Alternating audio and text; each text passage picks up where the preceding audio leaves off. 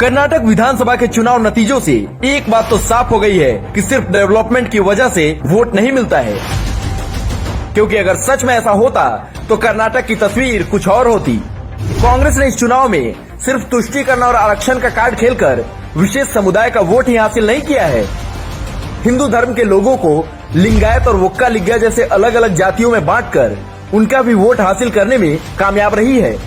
अगर ऐसा नहीं होता तो जिस गुब्बी विधानसभा में बीजेपी ने एशिया की सबसे बड़ी हेलीकॉप्टर फैक्ट्री लगाई, वहाँ कैसे हार सकती थी। वोट अगर काम के नाम पर मिला होता तो क्या एशिया की सबसे बड़ी हेलीकॉप्टर फैक्ट्री लगाना छोटी बात है। अगर हिंदू जाति में बटा न होता तो क्या जिस शिवमोगा में बीजेपी ने एयरपोर्ट तक बनवा दिया हो, वहाँ से हार जाती। क्या एयरपोर्ट जैसी सुविधा एक विधानसभा के लोगों को उपलब्ध करवाना छोटा काम है। अगर कांग्रेस जातिवाद का कार्ड खेलने में कामयाब नहीं होती तो क्या जिस चिकबल्लापुर में बीजेपी ने फ्री मेडिकल कॉलेज की सुविधा उपलब्ध करवाई है, वहाँ हार का मुंह देखना पड़ता। वोटों का ध्रुवीकरण करने में कांग्रेस अगर सफल न हुई होती तो क्या बेलगांव, जिसके रेलवे स्टेशन की बीजेपी ने कायाकल्प कर दिया, हाईटेक सुविधाओं वाला नया रेलवे स्टेशन बनवा दिया हो, वहाँ से बीजेपी को हार मिल सकती थी क्या।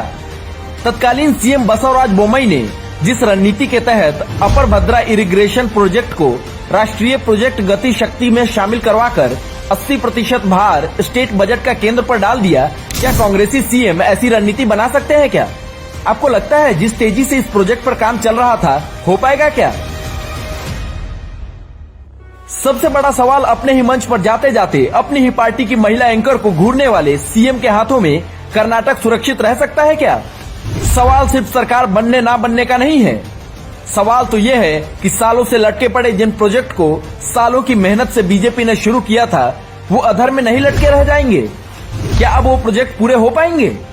Bengaluru peripheral ring road project, Pune Bengaluru expressway, Vijayawada expressway, Surat Chennai expressway, Nandi hill ropeway project, ये सारे वो प्रोजेक्ट हैं जिन पर एड़ी चोटी का जोर लगाकर काम चल रहा था। क्या अब इन प्रोजेक्ट्स के ऊपर विराम नहीं लग जाएगा। और इसकी शुरुआत हो चुकी है। सिद्धरामैया की सरकार ने पिछली सरकार द्वारा किसी भी विभाग को जारी धन पर रोक लगा दी है। क्या ये लोग इतनी ही तेजी से काम करा पाएंगे। ये वो सवाल है जो हमें तब पूछने चाहिए थे जब हम हिंदू से जाति में बट रहे थे, जब हम कांग्रेसी साजिश का शिकार होकर जातिवादी चंगुल में फंस रहे थे।